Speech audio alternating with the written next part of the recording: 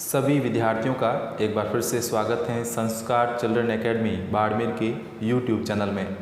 विद्यार्थियों, marathon class की series के अंदर आज हम पार्ट 4 का अध्ययन करेंगे, जिसके अंतर्गत हम पढ़ रहे थे जीव विज्ञान के टॉप मोस्ट 250 प्लस प्रश्नों को। ये प्रश्न रीट के लिए, पटवार के लिए, पुलिस, एसएससी, रेलवे, आरबीसी और सीबीएसई सहित सभी प्रतियोगी परीक्षाओं के लिए अति महत्वपूर्ण साबित होने वाले हैं। तो विद्यार्थियों, आप इस क्लास के अंदर शुरू से लेकर अंत तक बने रहें ताकि यहाँ से जो जानकारी दी जाएगी वो पूरी की पूरी आपको मिल सके। चलिए विद्यार्थियों, हम आज के पहले प्रश्न को आरंभ करते हैं। निम्न में से किसमें शुद्ध रक्त का परिवहन होता है? बिल्कुल एक अच्छा प्रश्न है। निम्न में से किसमें शुद्ध रक्त का परिवहन होता है? प्योर रक्त, प्योर ब्लड, शुद्ध रक्त, प्योर ब्लड। शुद्ध रक्त का परिवहन किसमें होता है? ऑप्शन दिया गया है ए शिरा, बी महाशिरा, सी फुफ्फुसीय शिरा और डी फुफ्फुसीय धमनी।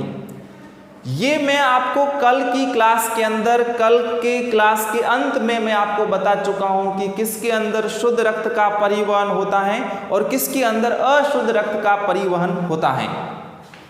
अगर हम बात करें प्योर ब्लड के परिवहन की, शुद्ध रक्त के परिवहन की, तो शुद्ध रक्त हमेशा किसमें विद्यार्थियों बहेगा? धमनी के अंदर, और धमनी के अतिरिक्त विद्यार्थियों फुफ्फुसीय शिरा के अंदर, फुफ्फुसीय शिरा के अंदर, फुफ्फुसीय शिरा। तो शुद्ध रक्त का परिवहन धमनी में होता है तथा फुफ्फुसीय शिरा में होता है। अगर हम बात करें अशुद्ध रक्त की, अशुद्ध रक्त की बात करें तो अशुद्ध रक्त विद्यार्थियों बहता है शिरा के अंदर और दूसरा बहेगा फुफ्फुसीय धमनी के अंदर, फुफ्फुसीय धमनी के अंदर। शिरा के अंदर और फुफ्फुसीय धमनी के अंदर जो है विद्यार्थियों वह शुद्ध रक्त का परिवहन होता है। और शुद्ध रक्त का परिवहन किसमें होता है? धमनी और फुफ्फुसीय शिरा के अंदर। अब प्रश्न के अकॉर्डिंग हमको बताना है कि इनमें से किसमें शुद्ध रक्त का परिवहन होगा? शिरा में नहीं होगा, महाशिरा में नहीं होगा। इनमें कैसा रक्त बहता है? अशुद्ध रक्त बहता है। अगर हम बात करें फुफ्फुसीय धमनी की, फुफ्फुसीय धमनी में कैसा रक्त बहता है? अशुद्ध रक्त बहता है, इसलिए इसमें शुद्ध रक्त नहीं बहेगा। लेकिन यहाँ पे हमने पहले बात करी है फुफ्फुसीय शिरा की, और फुफ्फुसीय शिरा में कैसा रक्त बहता है? शुद्ध रक्त बहता है। इसलिए इन ऑप्शंस में से शिरा, महाशिरा, फुफ्फुसीय शिरा और फुफ्फुसीय धमनी में से फुफ्फुसीय शिरा के अंदर हमेशा शुद्ध रक्त का परिवहन होता है। सबसे पहले हम बात करें विद्यार्थियों अशुद्ध रक्त की। हम किसकी बात करें? अशुद्ध रक्त की। अशुद्ध रक्त हमारे शरीर के अंदर अंगों से महाशिरा के द्वारा ये जो है स्टूडेंट्स, ये क्या है? वेना केव का मतलब है महाशिरा। महाशिरा के द्वारा हृदय के अंदर लाया जाता है। हमारे शरीर के अंदर अशुद्ध रक्त को अंगों से महाशिरा के द्वारा हार्ट के अंदर लाया जाता है। तो उसके बाद जो है हमारा ब्लड इस वाले भाग में आ जाएगा, इसको हम कहेंगे दायां आलिंद। दाएं आलिंद के बाद जो है विद्यार्थियों रक्त इस वाले भाग में आ जाएगा, इसको हम कहेंगे दायां निले। दाएं आलिंद और दाएं निले में जो अशुद्ध रक्त है वो पहले प्रवेश करेगा, ये महाशिरा से दाएं आलिंद में, दाएं आलिंद से दाएं निले में, और दाएं निले के बाद यहाँ से जो है वो रक्त फुफ्फुसीय धमनी के माध्यम से फेफड़ों के अंदर जाता है। पल्मोनरी आर्टरी के द्वारा जो विद्यार्थी अशुद्ध रक्त है वो कहाँ जाता है? वो सीधा का सीधा स्टूडेंट्स कहाँ जाता है? फेफड़ों के अंदर जाता है। मनुष्य में 2 फेफड़े होते हैं, एक होता है यहाँ पे और दूसरा वाला इस तरफ होता है। यहाँ पे हटा के आप इसको इस तरफ रखोगे तो इस वाला यहाँ का जो रक्त है यहाँ पे आएगा और यहाँ का रक्त इस वाले भाग में आ जाएगा। फेफड़ों में हम जानते हैं कि ऑक्सीजन व CO2 का आवागमन होता है, जिसके कारण वहाँ पे जो है वो रक्त का ऑक्सीकरण होता है, रक्त के साथ ऑक्सीजन संयोजित होती है और वापस से ब्लड शुद्ध होकर हृदय के अंदर प्रवेश करता है। किसके माध्यम से?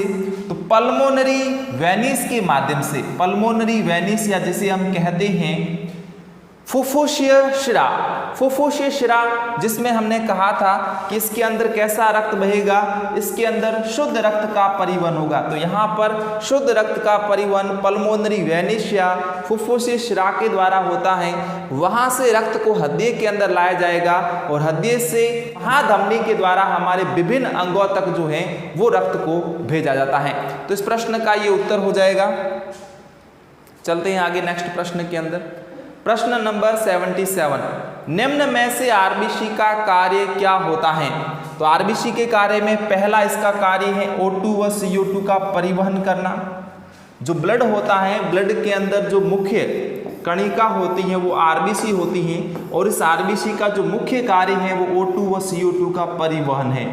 हमारे शरीर का जो टेम्परेचर है, नॉर्मली हमारे शरीर का टेम्परेचर होता है 37 डिग्री सेंटीग्रेड या फिर होता है 98.6 डिग्री फ़ारेनहाइट। ये हमारे शरीर का सामान्य तापमान है और यही तापमान बना रहे इसका निर्धारण कौन करता है? आरबीसी यानी कि लाल रक्त कणिका करती है। तो हमारे शरीर के तापमान का नियंत्रण भी कौन करता है? आरबीसी करती है। हार्मोन्स का जो परिवहन है, हमारे शरीर के अंदर विभिन्न प्रकार की अंतःस्रावी ग्रंथियां होती हैं जो अपने स्राव को डायरेक्ट किसमें ट्रांसफर करती हैं? ब्लड के अंदर ट्रांसफर करती हैं, क्योंकि उसके पास कोई वेसल्स नहीं होती हैं, उसके पास खुद की कोई वेसल्स नहीं होती है। इसलिए जो अपने स्राव हैं ये अपने स्राव सीधे के सीधे कहाँ ट्रांसफर कर देते हैं? ब्लड के अंदर ट्रांसफर कर देते हैं। इसलिए जो ब्लड है या जो आरबीसी है ये किसका काम करेगी? हार्मोन्स को परिवहन करने का काम भी करेगी। ऑल और बात करें तो ये सभी कार्य किसके रहेंगे? आरबीसी के रहेंगे। नेक्स्ट क्वेश्चन है, किस कणिका को सैनिक कणिका कहा जाता है? सैनिक का मतलब क्या हुआ? सैनिक का मतलब होता है लड़ने वाला, या फिर हम इसको कहेंगे हमारे शरीर को सुरक्षा प्रदान करने वाली कणिका, या फिर हम कहेंगे हमारे शरीर को प्रतिरक्षा प्रदान करने वाली कणिका। प्रतिरक्षा प्रदान करने वाली कणिका। थोड़ी देर पहले हमने पढ़ा आरबीसी के बारे में। तो आरबीसी के अंतर्गत हमने क्या पढ़ा? आरबीसी के अंतर्गत हमने विद्यार्थियों पढ़ा कि हमारे शरीर के अंदर ऑक्सीजन व CO2 का परिवहन करता है, तापमान का नियंत्रण रखता है। इसके अतिरिक्त यह हमारे शरीर के अंदर जो है वो हार्मोन्स का परिवहन करता है, उत्सर्जी पदार्थों का परिवहन करता है और भी कई सारे पीएच का जो नियंत्रण है वो भी इसके द्वारा होता है। ऑल और बात की जाए तो ये सारे के सारे कार्य किसके होते हैं? ये कार्य आरबीसी के होते हैं। लेकिन अगर डब्ल्यूबीसी की बात की जाती है, श्वेत रक्त कणिका की बात की जाती है, तो वो प्रतिरक्षा प्रदान करने वाली एक कणिका है, इसलिए इसको सैनिक कणिका भी कहा जाता है। इसलिए इस प्रश्न के लिए ऑप्शन नंबर बी डब्ल्यूबीसी बिल्कुल सही उत्तर हो जाएगा। क्वेश्चन नंबर 79 कह रहा है कि रक्त का थक्का जमाने में कौन सी कणिका सहायक होती है? ये मैं आपको कल की क्लास में बता चुका हूं कि जो रक्त का थक्का होता है, ब्लड का जो क्लॉटिंग होता है, वो किस कणिका के माध्यम से होता है? आरबीसी के माध्यम से नहीं, डब्ल्यूबीसी के माध्यम से नहीं, ऑप्शन सी प्लेटलेट्स के माध्यम से रक्त का थक्का जमाया जाता है। इसलिए हम कहेंगे कि ब्लड की क्लॉटिंग के अंदर कौन सी कणिका सहायक होती है? प्लेटलेट्स या थ्रोम्बोसाइट्स। इसका स्पेशल नाम होता है थ्रोम्बोसाइट।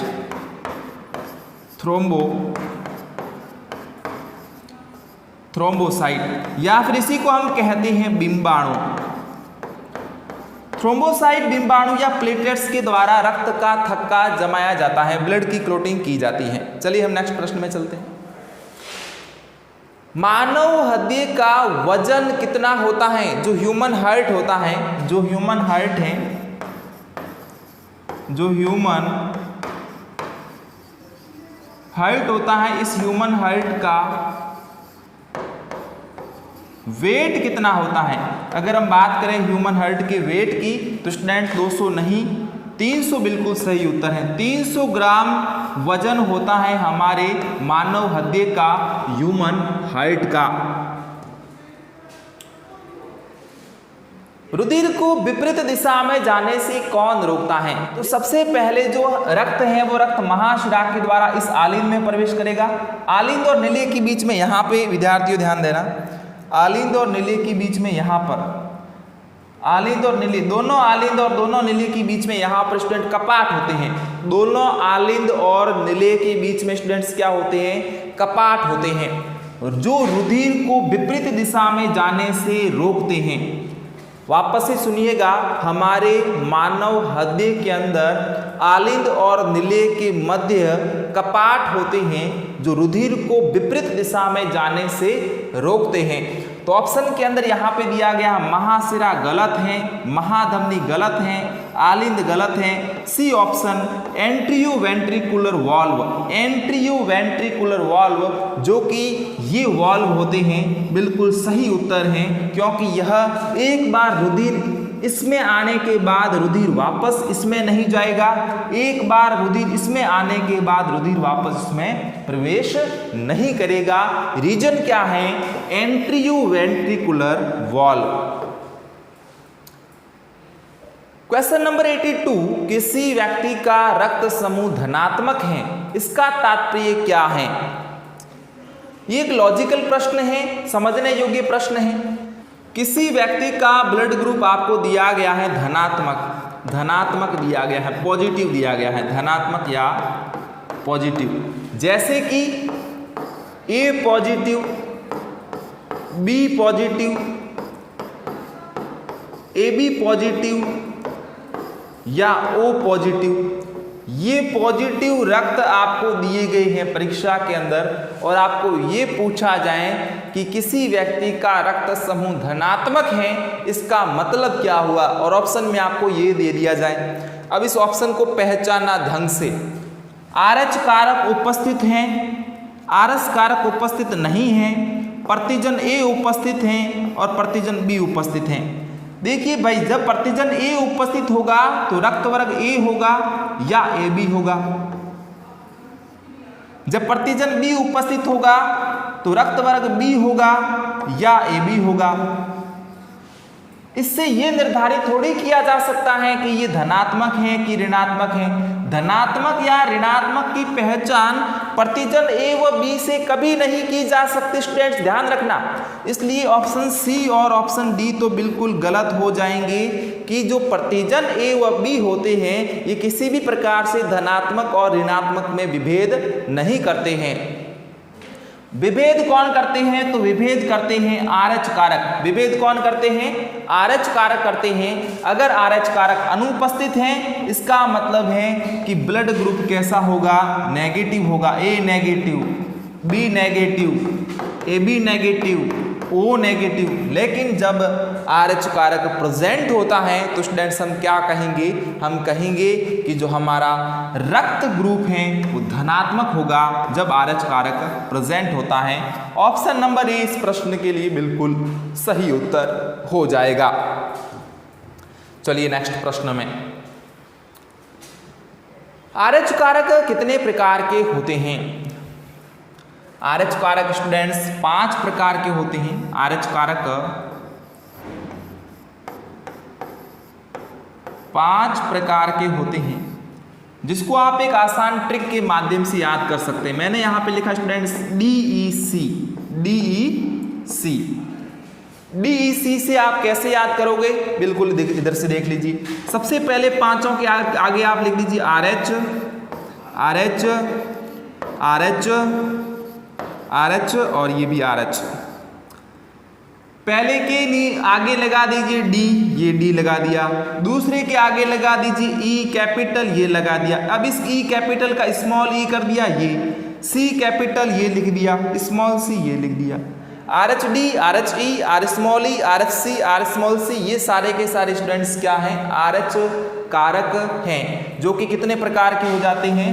1, 2, 3, 4 और ये यहाँ पे कितने हो गए? 5 हो गए, यानी कि टोटल RH कारक कितने हो जाते हैं? 5 हो जाते हैं। इसमें भी सबसे महत्वपूर्ण RH कारक कौन है? RHD महत्वपूर्ण कारक है, जो कि 85% जो है वो पाया जाता है और सबसे महत्वपूर्ण है। क्यों है? क्योंकि सर्वाधिक प्रतिरक्षा जनी है, सर्वाधिक प्रतिरक्षा जनी होता है, सर्वाधिक प्रतिरक्षा जनी होता है, इसलिए ये ज़्यादा महत्वपूर्ण होता है। नेक्स्ट क्वेश्चन 84 पे है, मनुष्य में किस प्रकार का परिसंचरण पाया जाता है? तो बिल्कुल मनुष्य के अंदर खुला नहीं पाया जाता, मनुष्य के अंदर बंद प्रकार का रक्त परिसंचरण होता है और दोहरा रक्त परिसंचरण होता है, इसलिए ऑप्शन नंबर डी सही होगा, जिसके अंदर बी व सी दोनों हैं। ऑप्शन नंबर डी बिल्कुल सही उत्तर हो जाएगा, जिसके अंतर्गत बंद परिसंचरण और दोहरा रक्त परिसंचरण शामिल है।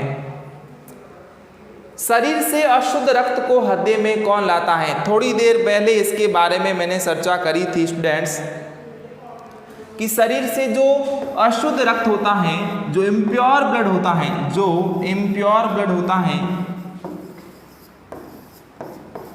शरीर से इम्प्योर ब्लड को, इस प्रकार से हार्ट का स्ट्रक्चर है, इतना ही बना रहा हूं मैं। ये जो भाग है ये महाशिरा है, अंगों से महाशिरा के द्वारा अशुद्ध रक्त को किसमें लाया जाता है? हृदय के अंदर लाया जाता है, तो महाशिरा सही उत्तर हो जाएगा।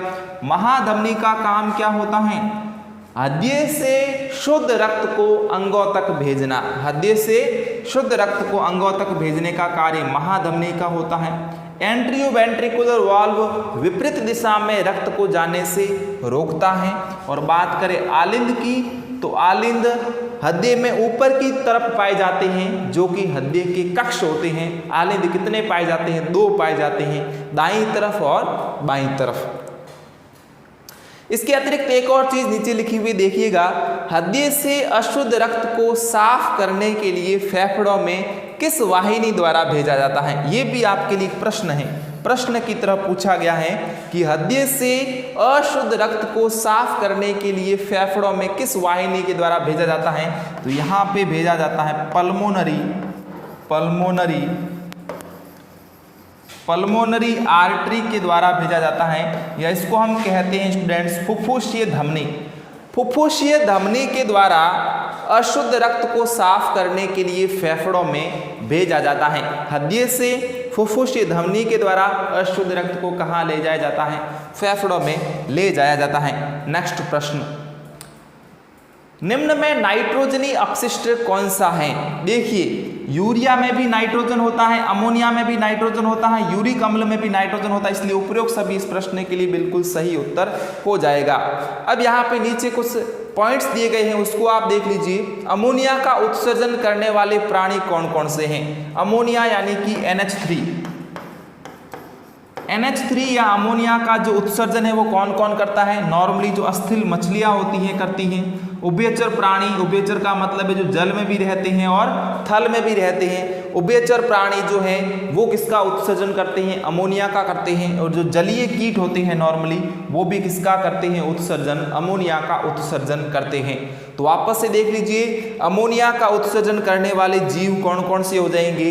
अस्थिल मछलियां, उभयचर प्राणी और जलीय कीट, ये सभी के सभी अमोनिया का उत्सर्जन करते हैं। बात करें हम यूरिया के उत्सर्जन की, तो नॉर्मली जो स्तनधारी प्राणी होते हैं और जो समुद्र में रहने वाली मछलियां होती हैं, स्तनधारी प्राणी और समुद्र में रहने वाली मछलियां, ये किसका उत्सर्जन करती हैं? यूरिया का करती हैं। और बात करें हम यूरिक अम्ल की, तो यूरिक अम्ल का उत्सर्जन करने वाले प्राणी जो होते हैं वो नॉर्मली पक्षी कहलाते हैं, सरीसृप होते हैं और कीट होते हैं। कीट, पक्षी और सरीसृप ये नॉर्मली यूरिक अम्ल को गोलिकाओं के रूप में या पेस्ट के रूप में त्यागते हैं या उत्सर्जित करते हैं। ये बहुत अच्छे प्रश्न हैं जो कभी कभी कंपटीशन एग्जाम में जो है बहुविकल्पी प्रश्न के तौर पे पूछे जाते हैं।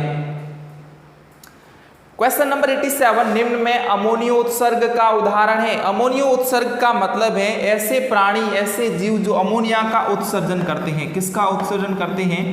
अमोनिया का उत्सर्जन करने वाले जीवों को अमोनियो उत्सर्ग या अमोनिया उत्सर्जी जीव कहते हैं। अमोनिया का उत्सर्जन करने वाले जीवों को क्या कहते हैं? अमोनियो उत्सर्जी जीव कहते हैं। और अमोनिया का परित्याग करना क्या कहलाता है? अमोनियो उत्सर्ग कहलाता है।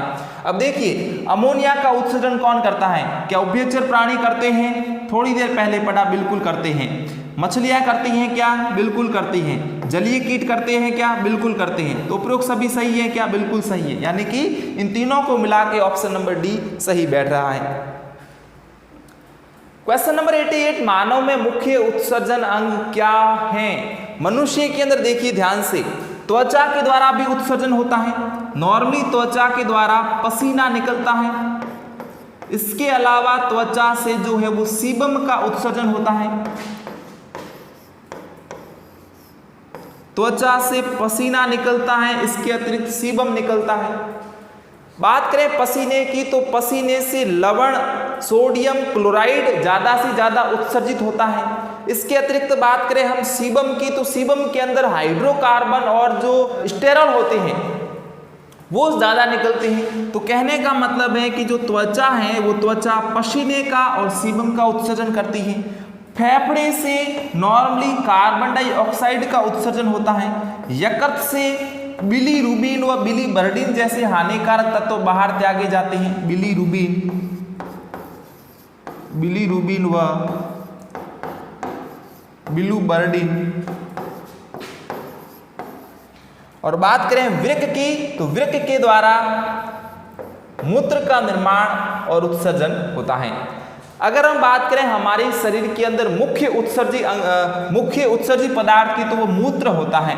और मूत्र जिस अंग के द्वारा उत्सर्जित होता है वही हमारे शरीर के अंदर मुख्य उत्सर्जी अंग कहलाएगा। तो वृक्क हमारे शरीर के अंदर मुख्य उत्सर्जी अंग है या मुख्य उत्सर्जन अंग है। बाकी वाले सभी द्वितीयक उत्सर्जन अंग के तौर पे कार्य करते हैं। चलिए नेक्स्ट प्रश्न में,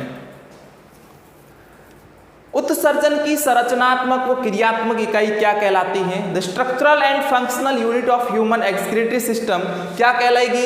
वृक्क, कुपिकाएं, तंत्रिका कोशिका या नेफ्रॉन। बात करें वृक्क की, तो वृक्क इकाई नहीं है। वृक्क पूरा एक अंग है, एक पूरा ऑर्गन है। इसको हम एक इकाई नहीं कह सकते, यूनिट नहीं कह सकते। ये क्या है? ये पूरा का पूरा एक ऑर्गन है। ये पूरा का पूरा एक ऑर्गन है। वृक्क यहाँ पे एक यूनिट नहीं हो सकती। कुपिकाएं जो कि मनुष्य के अंदर ह्यूमन रेस्पिरेटरी सिस्टम की स्ट्रक्चरल एंड फंक्शनल यूनिट होती हैं। तंत्रिका कोशिका ह्यूमन नर्व सिस्टम की जो है स्ट्रक्चरल एंड फंक्शनल यूनिट होती है। लेकिन बात करें नेफ्रॉन या वृक्काणु की, तो ये हमारे शरीर के अंदर ह्यूमन एक्सक्रीटरी सिस्टम की स्ट्रक्चरल एंड फंक्शनल यूनिट होती है, या जिसे हम कहेंगे उत्सर्जन की संरचनात्मक व क्रियात्मक इकाई कहलाती है, नेफ्रॉन या वृक्काणु। चलिए नेक्स्ट प्रश्न में, गुर्दे, वृक्क या किडनी की निस्यंदन इकाई कौन सी होती है? अभी जो प्रश्न किया था वही प्रश्न वापस से दोहराया गया है। एक्सॉन का यहाँ पे कोई मतलब नहीं है। एक्सॉन का मतलब होता है तंत्रिकाक्ष। तंत्रिकाक्ष जो कि एक न्यूरॉन का भाग है, इसका कोई मतलब नहीं है। नेफ्रॉन जो है वो बिल्कुल वृक्क की संरचनात्मक व क्रियात्मक इकाई के साथ साथ निस्यंदन इकाई के तौर पे भी कार्य करती हैं। अगर बात करें न्यूरॉन की, तो न्यूरॉन तंत्रिका तंत्र की संरचनात्मक व क्रियात्मक इकाई है। धमनी में शुद्ध रक्त बहता है, यानी कि इन दोनों का भी कोई मतलब नहीं है। ऑप्शन नंबर 20 प्रश्न के लिए सही उत्तर हो जाएगा। प्रश्न संख्या 91, मनुष्य के शरीर में मूत्र कहाँ एकत्रित होता है? देखिए, बनता तो गुर्दे से है। गुर्दा मतलब वृक्क, वृक्क मतलब किडनी, बनता तो किडनी से है, लेकिन इकट्ठा कहाँ होता है? तो मूत्राशय में इकट्ठा होता है। तो मनुष्य के शरीर में मूत्र मूत्राशय में इकट्ठा होता है। मूत्र का पीला रंग किसकी मौजूदगी के कारण होता है? पित्त के कारण तो नहीं होता, ये यकृत के अंदर होता है। लसी का बिल्कुल नहीं, कोलेस्ट्रॉल का कोई मतलब नहीं। यूरोक्रोम यहाँ पे सही उत्तर हो जाएगा। मूत्र का जो पीला रंग होता है, पीला रंग, येलो कलर, जो यूरिन का येलो कलर होता है, वो यूरिन का येलो कलर किसकी वजह से होता है? यूरोक्रोम की वजह से होता है। यूरोक्रोम की वजह से होता है। निम्नलिखित में से यूरिक अम्ल किसका एक मुख्य नाइट्रोजनस अपशिष्ट है? वापस से क्वेश्चन रिवाइज कर रहा हूं। निम्नलिखित में से यूरिक अम्ल किसका एक मुख्य नाइट्रोजनस अपशिष्ट है?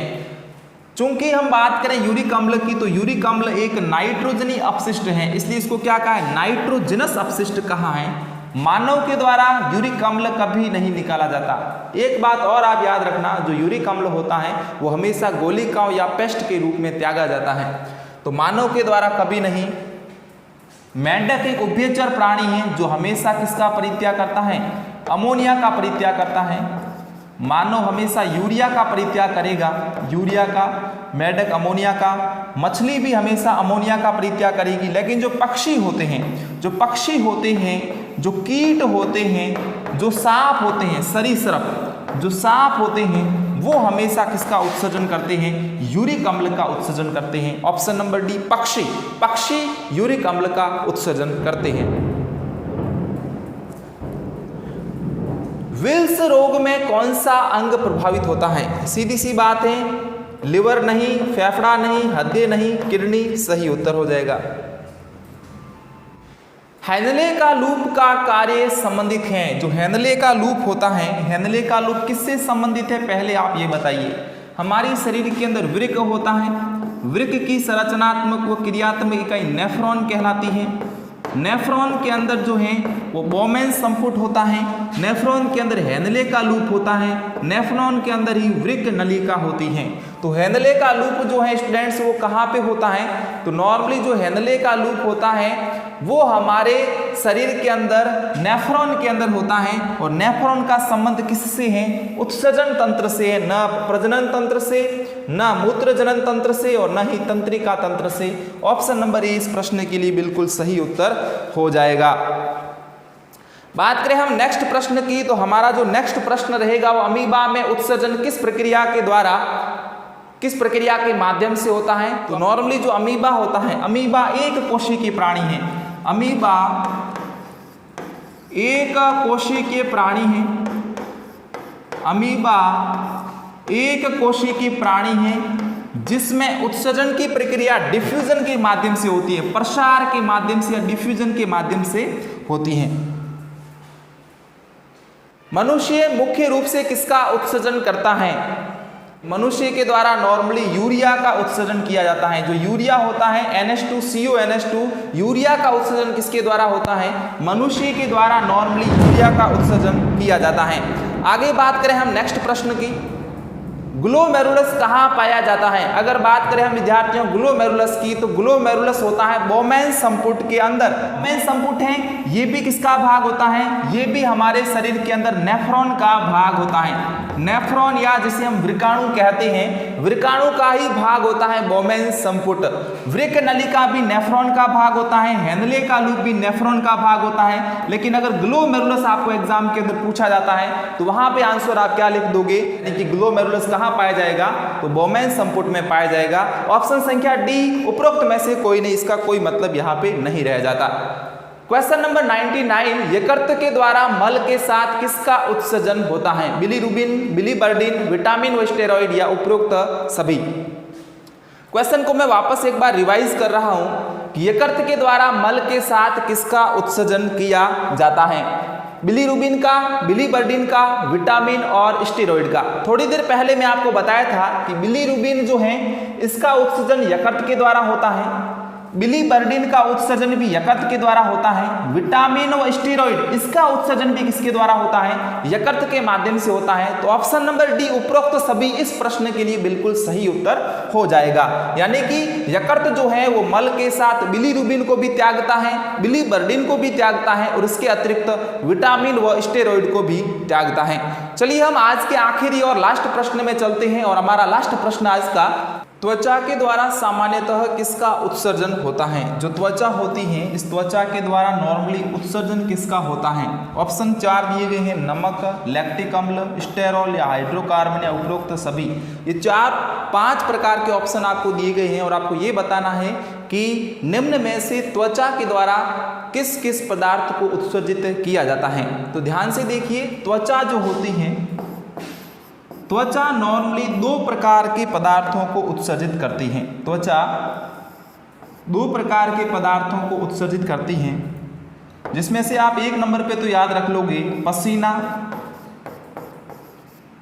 और दूसरे नंबर पे आप याद रखोगे सीबम।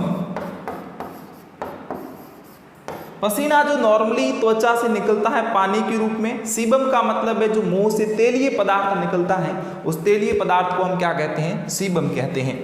अगर हम बात करें पसीने की, ध्यान से देखिए, जो यहाँ पे विद्यार्थियों पसीना है, त्वचा में पसीने के रूप में नमक निकलता है और पसीने के रूप में लैक्टिक अम्ल निकलता है।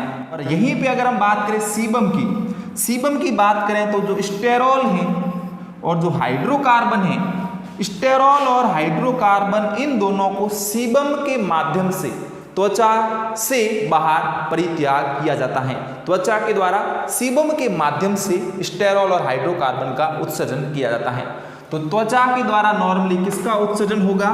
नमक का होगा, लैक्टिक अम्ल का होगा, इन दोनों का पसीने के रूप में, स्टेरॉल का होगा, हाइड्रोकार्बन का, इन दोनों का सीबम के रूप में। यानी कि इन चारों का उपरोक्त सभी जो प्रश्न का आंसर है ई ऑप्शन, इसका सही उत्तर हो जाएगा। तो विद्यार्थियों, ये तो था आज का मैराथन क्लास। इसके बाद हम मैराथन क्लास को आगे और जारी रखेंगे। अगर आपने अभी तक वीडियो को लाइक नहीं किया है तो वीडियो को लाइक कर दें और चैनल को सब्सक्राइब कर दें। लगातार हमारे साथ जुड़े हुए हो, आपका प्रेम पूर्वक व्यवहार, आपका प्रेम, आपका स्नेह जो है वो लगातार हमको मिलता रहे, ऐसे ही मैं आशा करता रहूँगा। तो आपका प्रेम, आपका स्नेह हमको लगातार मिलता रहे, आप हमारे साथ लगातार जुड़े रहें, इसी आशा और विश्वास के साथ आप सभी विद्यार्थियों का बहुत बहुत धन्यवाद। Thank you very much for watching this video.